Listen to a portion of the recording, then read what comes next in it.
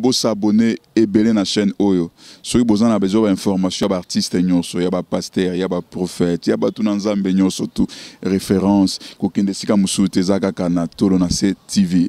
Mona mukolo sheno Yeswe ketu kwa kumvimbe o Yeswe olobi venez à moi vous tous qui êtes fatigués chargés je vous donnerai du repos. Seigneur cette femme s'est convertie atiki nyonso aboyi nyonso aye pana yonkolo na chetolo nangana sena mukwana lelo na lobi na yo nzambe opese oyo alingi pese bosenga motema na ye salela ye bosenga motema na ye pe continue kosala kati na ye afin que oyo nyonso nzambe bayebi yote bayeba yo na nzela na ye na kombo na Yesu masiande na bonde boto qui viennent pour le siècle des siècles nous disons amen. En tout cas nzamba pambola chaîne tolo na se ekendeli boso e pambola ma esuka na nzela te hein po babandaka na tolo na se babeta côté mususu mais tolo na se c'est comme muibi c'est comme ndumba mais moto tolo na se ba se kaka été pour réponse na ye oyebite. Bozale belé beaucoup de l'émission na pesi bino mbote. Mesdames, messieurs, c'est un plaisir pour moi de savoir que vous êtes nombreux. Merci pour votre confiance, merci pour votre fidélité. Merci na ma union c'est beaucoup ça la pour na site la chaîne qui vous ressemble. Merci beaucoup à nos sponsors. Maman Daniela Ekombolo, na pesi mbote, maman Iska Ozwami, na pesi papa Ekombolo mbote apporte. Na pesi mbote, na pesi mbote na prophète Tia, na pesi mbote na maman Ciara, na pesi mbote na prophète Ezekiel. Merci à tout le monde qui soutient cette émission et aussi na ba oyo ba pensaka na chaîne oyo chez Biso Télévision. Merci à ma femme Lydie Moukadi, merci à mes enfants. Merci à tout le monde et je dis un grand merci à Jonathan Moukadi pour cette belle réalisation. Mesdames, messieurs, aujourd'hui, on va parler de l'affaire Denis Lessi, frère Patrice. Tomoni Denis Lessi, à la TV, Koloba Mabe, Pona, grand frère, Kouloutou n'habité, Denis Lessi, frère Patrice Nazamukolo n'habité. Mais comment on a dit Denis Lessi, Azaleki, Koloba. Peu importe, Maïe, frère Patrice, à l'Obara à l'époque, est-ce qu'il peut exposer ça à la télé? Est-ce que Ndenge Denis Lessi a dit qu'on s'est comporté, qu'on les gars à la TV, qu'on dénonce ça, qu'on le mabe, celle n'anzame mususu. Est-ce que c'est important? Est-ce que corps du Christ est en topé le lenge, ba sali anzambe, ba oui comme maman kambango, et sali le lenge malamu. Toko le bel dossier, il y a Ndegonabiso, évangéliste Roger Baka, Ndenge ba kisaye, puna. Moni biso banso ndenge mwana mboka Roger Baka ako réclamer ako la sécurité ako baite batumabe bali basali mabe to ebite pourquoi l'intention nini. Donc tout ça et sengé to bango na émission lelo nazana nani nazabongo na prophète Eric, c'est avec lui qu'on va discuter, parler au courant de cette émission d'aujourd'hui. Tata na pe mbote mbote na ope papa Cheikh Moukadi mbote na batu nyonso ba lingaka ngai mbote na ba parce que chaîne na biso ya chez Biso TV donc o lingolinga te même na kati ndako na ekotela yo partout ekotela yo donc batu nyonso chez Biso po yo poza chez Biso même caméra chez Biso nzamba lola mona papa molabino. L'homme de Dieu tomoni pe omoni mai ekoleka na ba réseaux sociaux. Est-ce que les gens qui ont le Bélamamba, Denis Lessi, parce que nous avons le Bélamamba sous-souté. Denis Lessi, oh, les gens qui ont s'attaqué, na Kouloutou, il y a Weranson, oh, les musiciens qui ont Biso, le roi de la forêt. Oh, il y a un grand frère, frère Patrice. Oh, il y a des gens qui ont attaqué au niveau des médias. Alors, il y a des mingi ya roloba, mais il y a des à propos bon yorolobani analyse nini est-ce que Denis Lessi est exemplaire ya kozala évêque? Denis Lessi d'abord merci beaucoup d'abord pour la question tuninga Denis Lessi est exemplaire d'abord pour nos évêques écriture de kangai na bagi lelo to lobela et to fungla ba verset biblique total si réellement pena yé azali na norme c'est là ba évêque ne ba sengi biso bato bazana bandaku bofungoli 1 Timothée eska bozali maintenant na place moka ni na okweya place na ekweya Denis Lessi Donc on a 2 Timothée chapitre 3 verset 2. Mais on a que maman na 7. Mba moko na ke na 7. Mbala moko. Donc na zakutu na retardé te. Donc 1 Timothée. Tout rectifié na bandaku. 1 Timothée chapitre 3 verset na kena maman na 7. Yo banda banota banda premier verset mais nga na ke maman na 7. Ou soit na bana likolo. Na kita maman na 7. To bandi 2. Babibo, cette parole est certaine. Si quelqu'un aspire à la charge d'un évêque, d'abord, évêque c'est qui? C'est un surveillant. L'évêque, il y a un roi surveillant, le roi sentinelle. Donc, surveiller ma kamnakati église. C'est ça un évêque. D'abord, l'évêque, ce n'est pas un ministère. Nous avons 5 ministères dans Éphésiens. Tu as un apôtre, tu as un prophète, tu as un évangéliste, tu as un docteur et puis tu as un pasteur. Il y a un 5 mains aussi l'église. L'église, il faut écouter tous les 5 ministères et travailler dans 4 églises. L'église est apôtre, l'église est un parce que Christ, c'est lui l'évêque. Il est comme un évêque, non, comme apôtre, comme évangéliste, comme. Ça veut dire comme. Il y a l'olenge. Le véritable pasteur, c'est Jésus. Mais biso to ça locaux là. Pour nani babi 1. Objectif à 5 ministères, on a d'abord 1 pour édification des enfants de Dieu dans l'église. Pour nous édifier bango. Mais pour l'évêque, ne bazolo banabiso boy. Pour l'évêque, babi boy. Il faut que l'évêque soit irréprochable. Et l'autre liboso. Mon Bible est en été. Hein? Papa Denis Lessi, ils ont gâté. Se retrouver dans la Bible. Pour évêque, on peut. Aux gens, on peut dans la Bible. Il y a un monde qui est dans la Bible. Donc, on a il faut donc que l'évêque soit irréprochable. Mari d'une seule femme, sombre, modéré, règle dans sa conduite, hospitalier, propre à l'enseignement. Babylone, on est quand Denis Lessi. Babi d'abord, il faut d'abord irréprochable. Babi irréprochable, c'est-à-dire quoi? Bakuta yo na mabete. L'être mutakomengo, c'est notre frère na kombo apôtre Paul Zaki Sol. Auparavant, ayobongo la mutema a commis apôtre. Ah, azo komena mo na Timothée. Pourquoi restaurer le système ya évêque? Parce qu'il y avait maintenant une désordre na tawana. Yangona agocha kocha ordre na quatre églises. Kocha un évêque a quoi diacre. Évêque, ce n'est pas un ministère. Oh, le on a évêque, Mukuna. Il y a un ministère. Et puis, un évêque a une église. Nous avons une église, nous avons un prophète. Nous avons une église, il y a apôtres, il y a prophètes, il y a évangélistes, il y a docteurs, il y a pasteurs. Nous avons censés aux églises. Les évêques, les 5 ministères de Bakofanda, maintenant, il faut maintenant les anciens pour diriger l'église. Un évêque ne peut jamais diriger l'église. Sorry Tembeza, n'a pas besoin de débat. To fone na Bible, na bengi Denis Lessi, na bengi évêque Mukuna, na bengi évêque Jibaya Mampia. Ba on est ba évêque, na bengi voire même évêque nani évêque Soni Kafuta, azaki évangéliste, omoni. Moi na dodo kamba, ozaki prophète. Ça dit les gens et omoni lo ba Congo. Congolais a un sentiment ya koluka, ça dit quoi porter et loko eza yangote. Si tu es un évangéliste, oza prophète, tika na ministère ou aspiré au nzamba pesio. Kobima libanda te c'est déjà mauvais. Parce que abatamba le aussi de Niles, de Niles. Babi qu'il faut d'abord irréprochable. Sur totalité de Niles. Est-ce que Denis Lessi to za ba fanatique? Est-ce que Denis Lessi azan Denis na ba conduite na makam na ye. Donc ça dit aza réprochable, aza irréprochable te. Pour ana babi eza ebele. To fungula babi wana kala mingite. Mari d'une seule femme. Bon, wana zama pas parce que c'est déjà 12 ans, non 13 ans il y a des mariages yena maman Tinales. Hein, c'est votre prophète de rulinga mingi. Na bana nyoso ba Joachim zama pas mbola bino. Ngali ngaka mo sine na bana. Yé ba buzo bana ngakete. Mais l'ingana ngate yango lukaki azo Martinales ya une journaliste antenne ah tiaki robala epo aba oksa Martinales ba bêtise aboy. Ah wana 1 2 babi faut la règle dans sa conduite. Est-ce que ça règle d'abord on a conduite na na habité ba gaffe de ni sa salité. Na ibi ngote. Babi faut sa propre na enseignement na. Ba enseignement on peut ça comme a commis wario. ako passer à wario de enseignement ngwana OK toye 7 doyen dans aussi babi boy.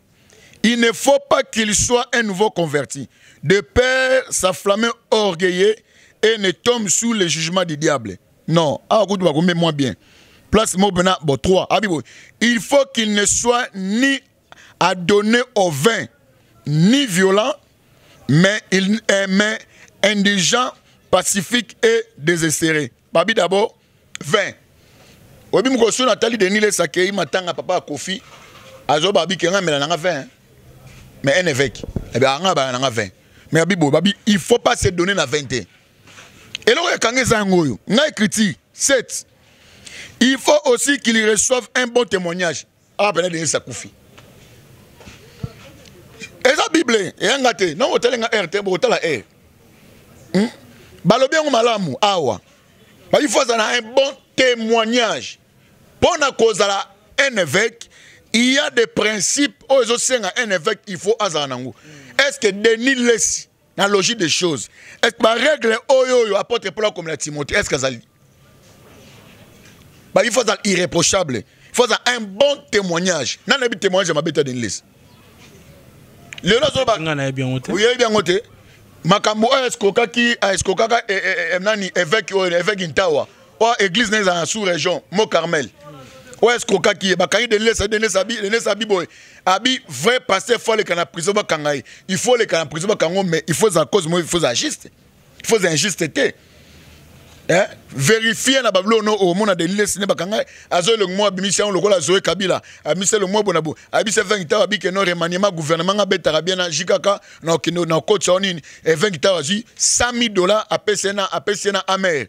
Est-ce qu'on a bakangé tout na Kalev pour Kalev nem tazaka c'est wana directeur ya sogia ya ane ya bi ke bakangé papa évangile non habité dans de l'est bakangé pour papa évangile te bakangé pour escroquerie c'est un escroc bon tant retirer non s'il vous plaît si on a biloko boyné na kokate si on vérité na ngande soa bato ozo qualifier déjà ce n'est pas la TV mais eloko le kana TV Luka vérifier avant monter l'émission vérifier au moment pourquoi bakanga Denis parce que escrokaka évêque Tawa Tambwe Tawa le ba yo boya loba so que na bypass église moza benga Mont Carmel azaka vice-président na taona budget parce que ya utana parti politique à Palou tant Palou ta ba pesi bakota pour basala ni na bilona bango na jikaka nde évêque Tawa azaka vice ministre budget évêque Tawa nde oya ke na ko skroka bi ke ya beta na jikaka ta remaniement sam barozong c'est na poste ministériel wana apesa ke $100,000 pesier na bango bien $100,000 et pour pesa ki nani na amer bon tant a Bible bi ke non il faut un bon témoignage de les azana un bon témoignage azana un bon témoignage c'est muto même soni l'évangile oya mikolo oy c'est Denis Les na tout et pour tout il y a ko mamoko ko takine nanité na Patrice Ngoyimusoko te Patrice Ngoyimusoko c'est un frère malgré lolo ba yem baza soutien on se ba pasteur mais gloire à Dieu pas ba komaka frère Patrice mais ngé pasteur te ba on se ba komaka ba pasteur ba Mike Kalamba pasteur o pe kuna pasteur o sogi nani Frank Moulaja pasteur Henri Papa pasteur nani pe pasteur Paul Bankenda pasteur ba pasteur ba on se ba pasteur donc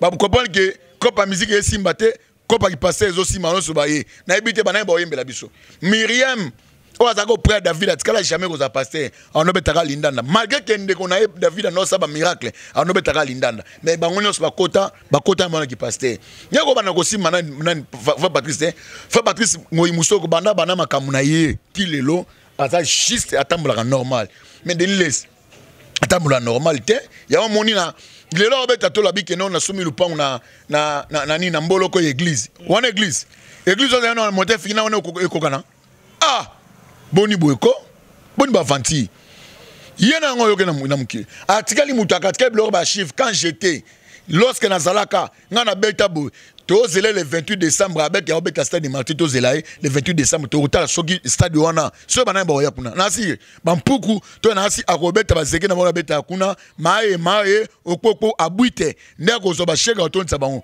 mais si réellement que un vrai chrétien akoya suko ka denliste pour denliste nzambe satika kala na ko benga denliste pasteur wario na mo benga évêque oza rejeté.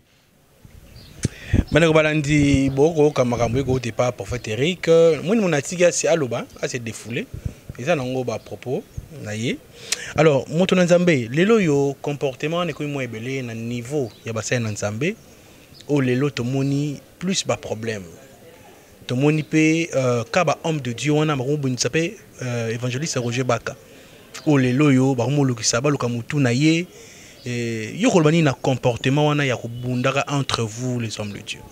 Bon, ezali elo moko verset moko tango kolbani na ngai j'ai beaucoup aimé Nombre chapitre 11 verset 4 to tanga botanga na bandaku tango Israël azobima na Égypte babimaka bango nyonso te même peuple ramasi pe bakotaka me bazaka ba israélite. C'est ça le problème. Mon attend il y a des parachuteurs bakona na kati évangile.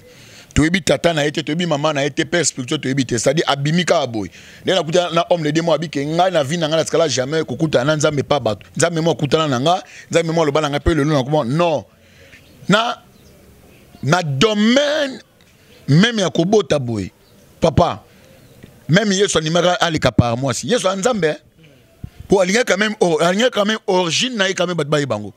Mais comment toi tu es passé au bimi bo tata mo limo to éviter place au bimi to éviter o nzamba rencontrer nga na éviter même apôtre Paul a commis sur épître na Nouveau Testament tu as commis ba épître le roi Paul azate Dieu a rencontré Paul c'était voilà zaki Saul mais Dieu ne voulait pas que laisser bongo mais nzamba tindi et pas ya mutu pas quoi tata ne ya molimo. Mais comment yo toi un pasteur au bimi boy d'emblée comme ça tata na to yebiete mais na yebite na bana batu nyoso ne ba den cité den l'esprit bon na ba tata na molimote na bika ba ndeko na na yebita tata molimote na ba mutu ko Roger Baka qui est son père spirituel évangéliste Roger Baka évangéliste pour mo la sacré na mutu azalaka monalité. Non, tu es évangéliste. On a zobo yande yango yo. Toi ba ko se respecter s'il vous plaît. Az évangéliste mouné na mboko. Évangéliste tata na moli monane. Amine église ni. Mais yo so tourner son père spirituel. Non, papa. Moi je ngana yebi. To bebi c'est mission. Non, bebi ça. Ba responsable bala na biso. Non, ba juste vérité. Bon, ala saison tata na molimo. Ayamba yesu na neni na pese baptême. Ngana na fandi awa. Na ko yebi sao na neni na so baptême. Na ko yebi so na tata na molimo so ke o vérifier non réellement abima tel.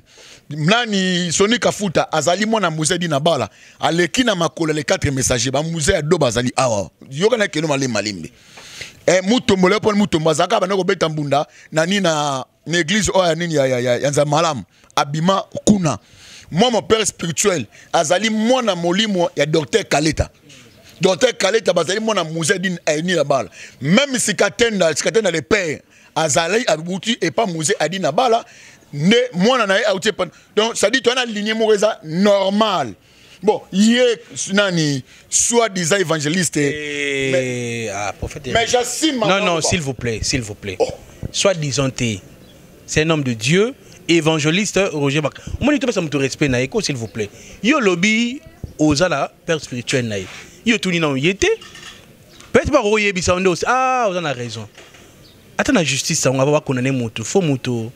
Ceux qui banane les alites, yo ozo loba o yo peut être au canisi. Boni muta comme évangéliste aussi longtemps parce consacré.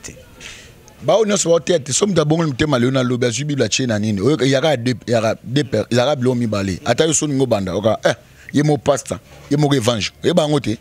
E banda ka bongo. Frère Roger Baka. Évangéliste Roger Baka. OK. Frère Roger Baka na yebaki en tant qu'interprète ya film ya ba Nigeria. O ngana yebeli na yebele na RTA et pas ya papa Soni Kafuta lokola interprète ya film Nigeria na ba 0 4 yo na isiko bandate o ngana yebi yango wana o ngana yebi mais tu jamais comment on a consacré comme évangéliste tu jamais comment on a son père spirituel na landa be mission na ebele abaki passionné ka futa bato ba ka tata va tata na ye mabiki il passionné ka futa alikanga ne ko sa musala. Donc son père spirituel ya Roger Baka netinga na fandi awa na yebiete. Alors et za moi kilo pona bengi évangéliste en tout cas ça moi passi. En tout cas place on a mna limbi ça mon frère, non benga mon frère bien aimé. Donc ce qu'on a mais pona besoin de titre évangéliste en tout cas il faut mourir mon nzamba convaincre. So convaincre on bengi évangéliste. Bon ça va. Tout ce que évangéliste wana ndenga za na problème wana lelo ba olukisa ye batia mutuna na se.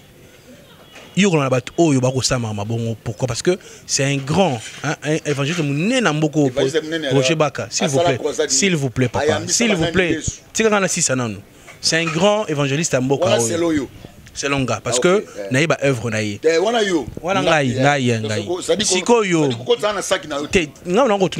vous plaît. Siko ninge ba ko menacer wana yo lobini. Bon, on est menacé, on a habité. À des fois, il y a des choses. À des fois, parce que même hier, je suis que moi, maman, bako bundate, diable ne bako bundate. So ba bundise, des fois, ba kulo ba kutanaka. Il y a un moni qui s'est dit, donc il faut ba bundisa. Alors, to éviter pourquoi bazo bundisa. Ngana éviter, mais non, on a baka que vie à Moutouezaka sacré. Vie à Moutouezaka sacré, c'est très très important. Vie à Moutouezaka sacré, quand tu as makilé à Moutouto aussi makilé à Maboko ya malamouté. S'il y a un problème entre vous, entre les frères, est-ce que c'est vrai? C'est ça le problème. Oui, il y a des fois que ça peut buzz. Est-ce que c'est vrai? Quels sont les signaux que non ba signaux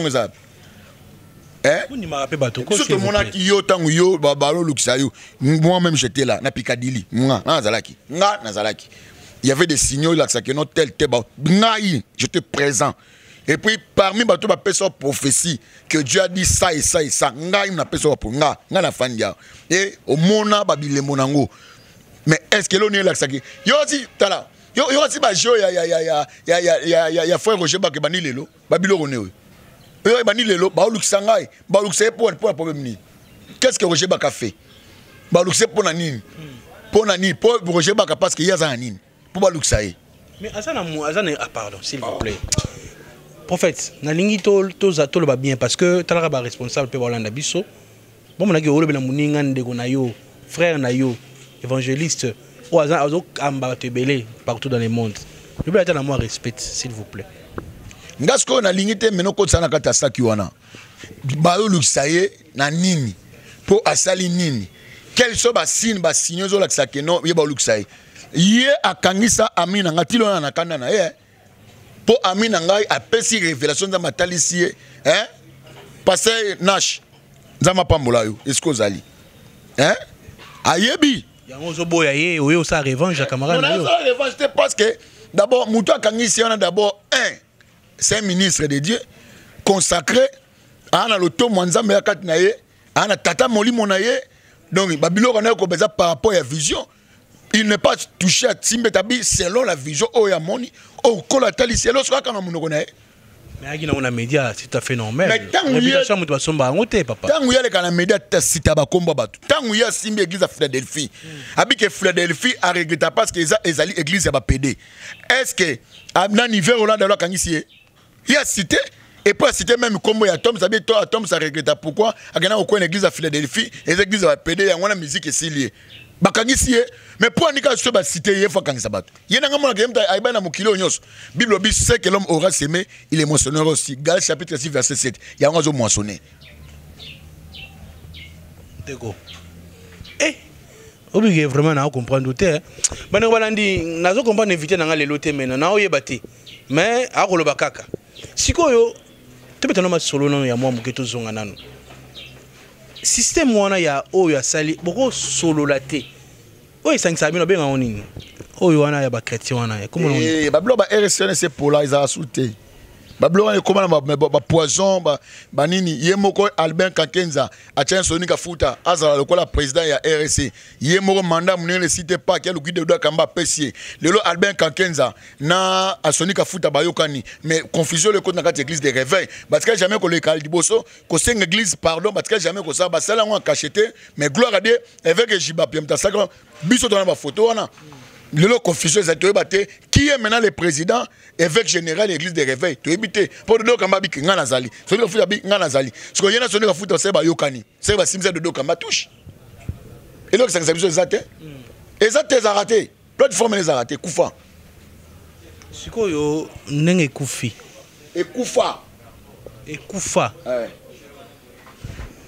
ça va tu peux t'en amasser solo stozo on a likambo de nilesi pour te progresser sima Denis Lessi yaya na grand frère na yo azaya na ngati na tatani na mama nini na musala te abana musala wapi papa ozo botika biloko baba biloko wana azaya na tangu yazo aboya frère Patrice ya boya bakizemna kibi abitanga na hotel ki lo afana na ban ya boya bangoti tala respect à réciproque so reconnaître ba grand et ba reconnaître so boy ba grand yo pe ba boy netinga na boyi azaya na ngate a grand frère na musala te et pour na yebiete je le connais pas. Ozo reprocher nini nazo reprocher parce que babilo ozo sala malamu te moi je n'ai pas aimé un pasteur to o mudo benga na kata musala nzambe notre but c'est moko ya ko depepeka satana ko pepeka nzambe mais ko sala en dehors ya makampona pona comme la cupidité le koso ya mbongo eza malamu te bible yango elobi na mukolo ya suka ah non bible kosa te ay mukolo ya suka abi bazala soifé d'argent ko basonika na basonika futa batukutu ya mbadi 1 Corinthiens chapitre 9 verset 1 Corinthiens chapitre 6 verset 9 1 Corinthiens chapitre 6 verset 9 et bi na mukolo ya suka bazala lokoso ya mbongo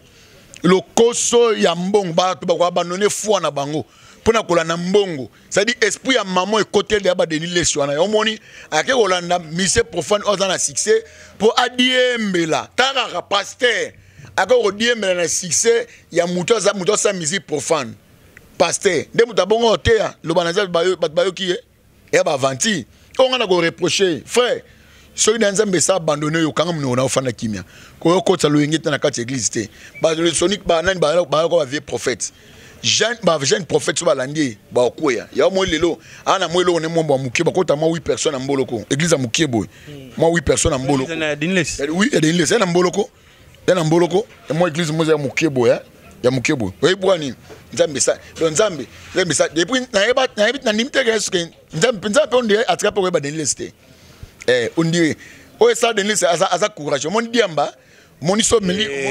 Pardon, prophète Eric, s'il vous plaît. Pourquoi on homme de Dieu bon côté na la TV? Pardon, s'il vous plaît. Non. Aussi mama kambu. Babilo ba wari, repose ba ke ngai wa wari ba lelinga fo ba wari yo. Retirez na l'auto avancer, retirez na mamoto lo bana pour toi avancer. Na retini. Malobi ke mamadi amba na retirez na. Ngai ngana eloko retirer zate.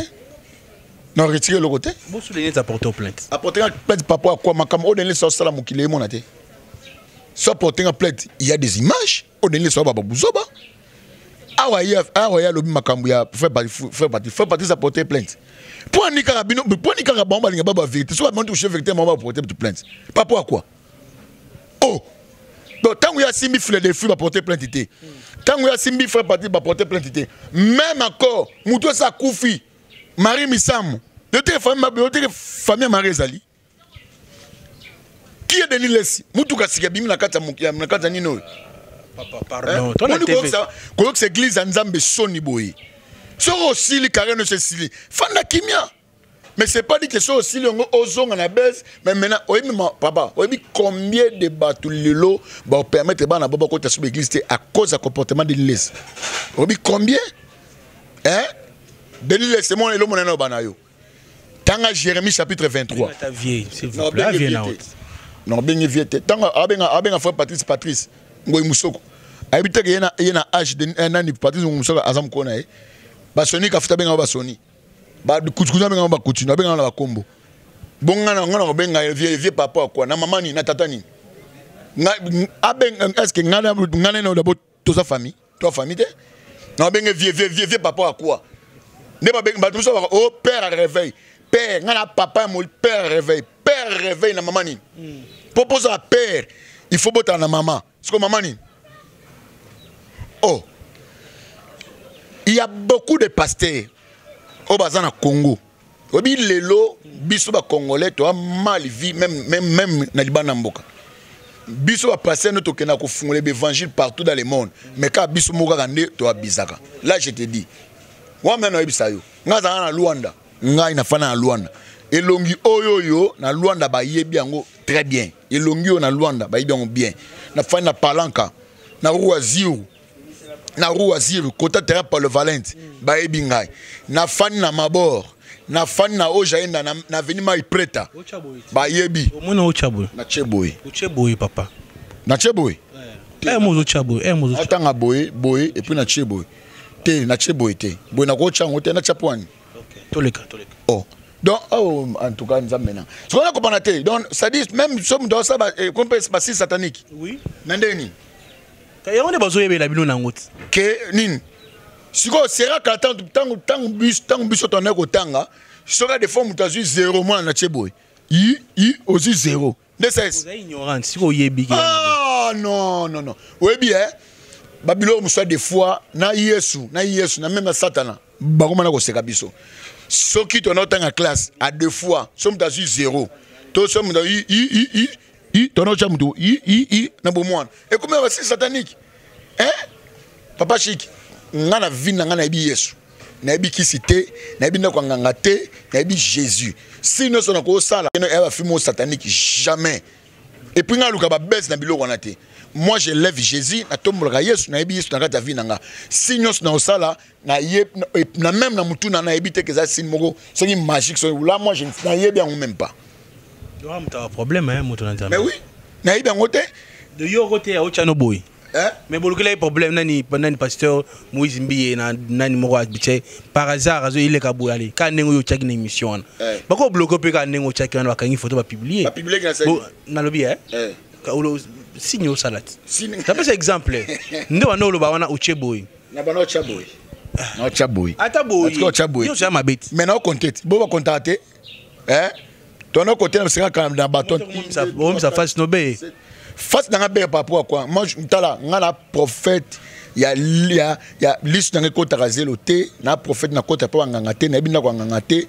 mabolongo na se bataluzila ba yebelonge batumange ba yebelonge na tendance ngina lukanzame na jenaka pona ministère nanga na bana osala nzambe lote banda bo mwana tilelo alors ngelo mo ko pressionner ngezate yesu na salela atambusanga na mwa mboka ba l'Afrique et coca je peux pas aller chercher ce qui si soki nini d'abord na comprendre te mkolo musala ya nzambe ila bisote so ko musala ya nzambe sona ko lukela kisi pour papa quoi non ça monte to mena suka mot de la fin pesa pasteur Denis Lessi conseil évêque PSAP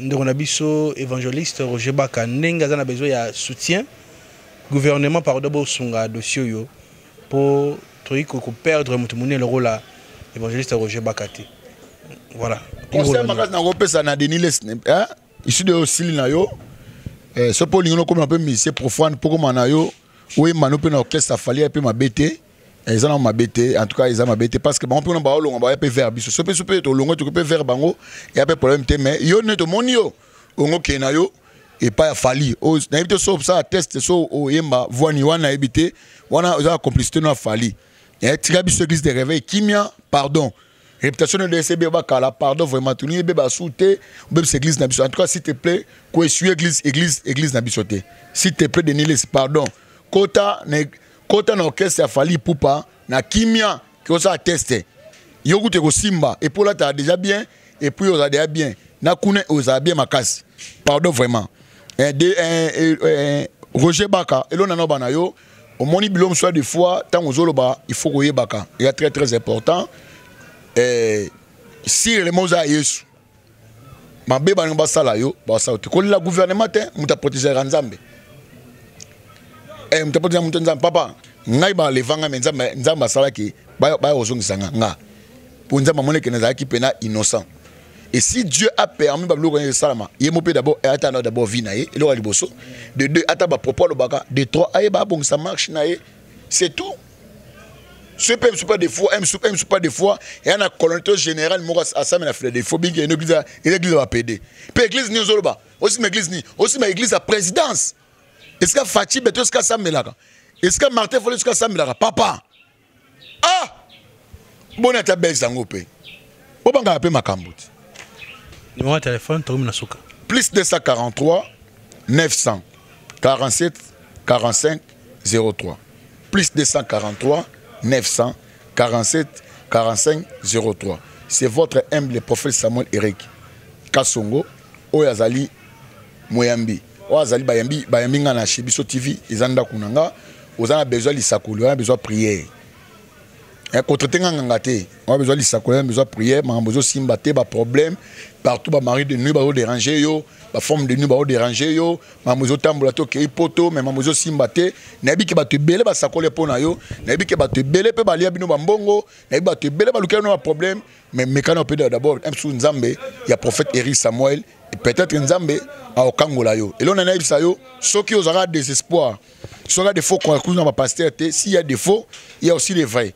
Donc je crois on a quoi bangwana. Aucun jour au monde on a 5 bon orphelinat pour un an orphelinat. Na d'abord orphelinat mais tu connais autre orphelin. Aucun jour au monde on a ba obona non. Non ça on te tokosunga on a prié pour que Nzamba kangola yo pour que ma be oyo elati bo mo na yo wana etika bo mo na yo.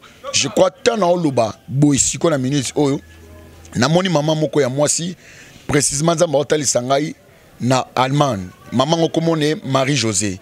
Maman Marie-Josée a osé un problème très sérieux. Il y a beaucoup de complications dans sa vie. Et nous avons d'abord un problème d'abord il y a l'ibala. Nous avons battu singa que batu 4 resi baleki na kati libala mais ezo simbate à moins toujours des complications. Nous avons dit na ibisayo luka basana nzambe ba osambela pona do luka nga benganga en particulier mon numéro est là et on va prier pour toi et Dieu va se manifester. Merci beaucoup na woni so balandi biso na pesi maman Anna Kalambai. Mbote belesika zali bana tolo na semo manzama pambola bino maman Immaculée. Merci parce que vous avez un Kishasa, vous avez un concert na Lombongo, mais malheureusement, vous avez un yote, mais vous avez un Rosette Camon, vous avez ex-danseuse Yakofelo-Mide, à comme prophétesse, Maman Elisabeth. Merci pour l'appel na yo. Témoignage makas nzamba pambola yo, to kitawana, to kotala yo, et na pesi balani nyos chez biso. Bo s'abonner na besoin na elo moko. Tuna elo na besoin na besoin na ngona chez biso. Na besoin chez biso. Comme on a 1 500 000 abonnés. Amen. Il y a une prière. Amen. On a ça à tout moment, à chaque moment, à chaque instant. Prière nanga yangwana. Ba 100 000 na omo nango loté. Na biso to tende na 1 500 000. Somme 1 500 000 abonnés. On a prière nanga si. Tandis que non 1 500 000 zité. Le pas nanga tilo na mona ozagana 10 abonnés. Tilelo. Go wapi. Donc tilo na mona ozagana 10 abonnés. Donc il faut encore du travail. Bon s'abonner ko. Bato balinga elongi bo s'abonner. En tout cas bo s'abonner. To si réellement vraiment aux abna chez biso, to mona 1 500 000 abonnés et sili. To les kabango pena danger. Merci. Merci Moutona Nzambe. Merci beaucoup. Mesdames, Messieurs, c'était pour moi un plaisir de recevoir pour vous, prophète Eric.